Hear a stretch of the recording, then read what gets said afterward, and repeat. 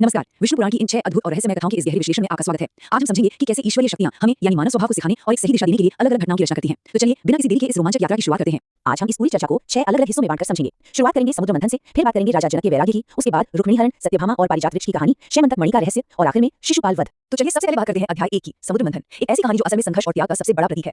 अहंकार और उसके नतीजों का क्या कमाल का डोमिनो इफेक्ट होता है ना। इस टाइमलाइन को देखिए, सब कुछ महर्षि दुर्वासा के सिर्फ एक श्राप से शुरू होता है। जब देवराज इंद्र ने घमंड में आकर एक दिव्य माला का अपमान कर दिया तो देवताओं की सारी शक्तियां क्षीण हो गई। अपना वजूद बचाने के लिए देवताओं को अपने ही कट्टर दुश्मनों यानी असुरों के साथ हाथ मिलाना पड़ा और इसी हताशा भरे समझौते से जन्म हुआ हलाहल विष और अंततः अमृत का। आपको तो पता ही है, इस मंथन से पूरे 14 अद्भुत रत्न निकले थे, जैसे कामधेनु गाय, ऐरावत हाथी और स्वयं देवी लक्ष्मी। लेकिन यहाँ एक बहुत बड़ा कैच है। अमृत और बाकी दिव्य खजाने मिलने से बहुत पहले जो सबसे पहली चीज बाहर आई थी वो था दुनिया का सबसे विनाशकारी हलाहल विष। ये बात हमें बार-बार याद दिलाती है कि कोई भी बड़ा इनाम या सफलता पाने से पहले हमेशा भयंकर संकटों की आग से गुजरना ही पड़ता है। और यहीं पर भगवान शिव ने सृष्टि को बचाने के लिए उस पूरे विष को पी लिया, उसे अपने कंठ में रोक लिया और कहलाए नीलकंठ। आप सोचिए, ये बात हमें कितनी खूबसूरती से बताती है कि अगर आपको सच्चा लीडर बनना है या संतुलन बनाए रखना है तो अक्सर आपको अपने आसपास की नेगेटिविटी या कह लीजिए उस जहर को खुद ही सोखना पड़ता है।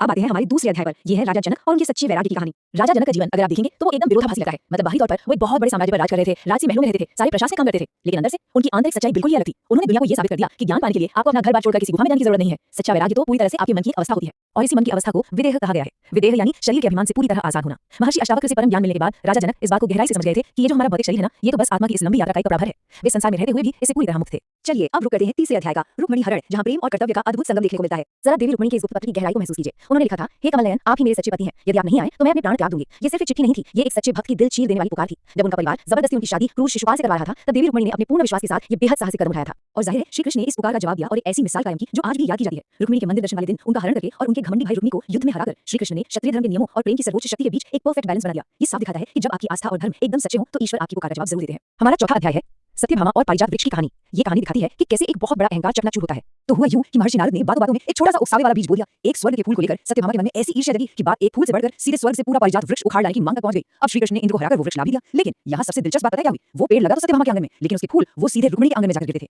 ये हमें दिखाता है कि अनियंत्रित अहंकार अक्सर कैसे बस दिखावे में उलझ कर रह जाता है।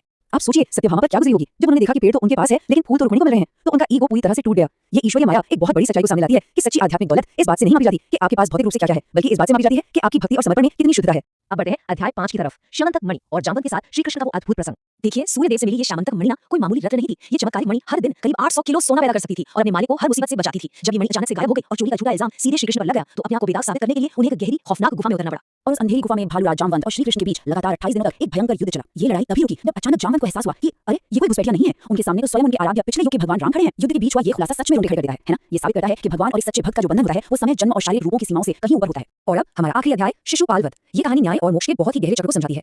जी हाँ, 100 ये महज कोई नंबर नहीं है, ये उन गालियों या अपशब्दों की एकदम सटीक गिनती है जिन्हें श्री कृष्ण ने अपनी बुआ को दिए गए वचन की वजह से माफ करने का वादा किया था। जरा सोचिए, एक तरफ अहंकारी राजा शिशुपाल और दूसरी